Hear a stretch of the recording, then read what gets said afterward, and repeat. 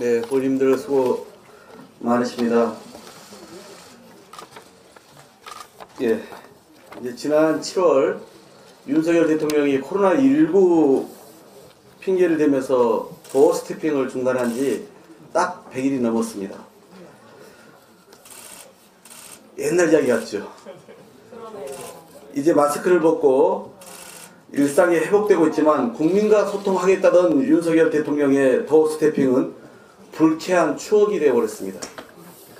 도어 스태핑이 없어지자 정권의 무능을 가리기 위해 일방통행, 독선과 독단의 국정 운영만 폭주합니다. 정권의 무능은 국민에겐 불행이고 고통입니다. 소주값과 고추장, 생수, 조미료 가격까지 먹거리 물가마저 천정부지로 오르면서 국민 실질 소득은 2분기 연속 감소했습니다.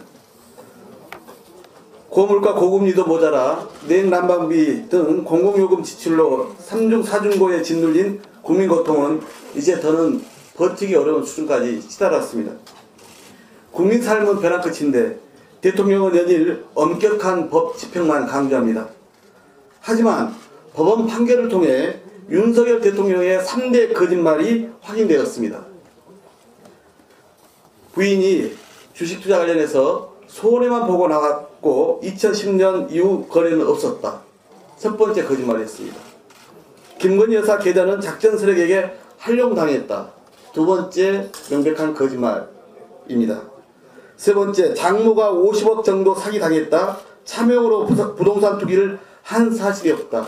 뻔뻔한 세 번째 거짓말이었습니다. 야당 대표에게는 문어발식 수사와 혐의 조작을 남발하는 윤석열 정치검찰. 대통령의 거짓은 눈 감고 모른 척합니다. 야당 대표 기자회견까지 꼼꼼히 지켜보며 조롱하기 바쁜 법무부 장관은 김건희 여사 의혹에 대해서는 아직도 수사 중이란 말만 되뇌입니다. 고장난 레코드처럼 기계적으로 답변할 뿐입니다. 국민을 기만하고 우롱한 대국민 거짓말에 대해 윤석열 대통령은 직접 사과해야 합니다. 대통령 가족과 측근 비리에는 침묵하면서 대통령 가족과 측근을 불소추 특권 대상으로 삼는 윤석열 검찰도 국민께 백배 사죄해야 합니다. 불법들이 판치게 놔두면 그게 정부고 국가냐라고 말한 윤석열 대통령. 자신의 말이 자신만 피해가는 어처구니 없는 현실을 국민은 결코 용납하지 않을 것임을 명심하기 바랍니다. 미래 비전 경쟁이 아닌 불법 땅 투기 의혹 검증대가 되어버린 집권여당의 전당대회 역시 마찬가지입니다. 윤심 후보라면서 땅 투기 의혹까지 가릴 수는 없습니다. 김기현 부인 장모 비리, 즉 김 부장 비리야말로 권력 눈치를 보지 않는 엄정한 수사가 필요합니다.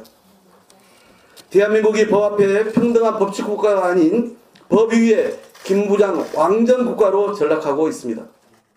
오만한 대통령, 무능한 정부란 가장 큰 악재에 부딪힌 우리 국민은 희망조차 포기하고 있습니다. 이럴 때일수록 우리 민주당이 중심을 잡고 국민의 삶을 지켜내야 합니다. 오늘 본회의에서는 민생경제 법안을 포함한 총 47개 법안을 처리할 예정입니다.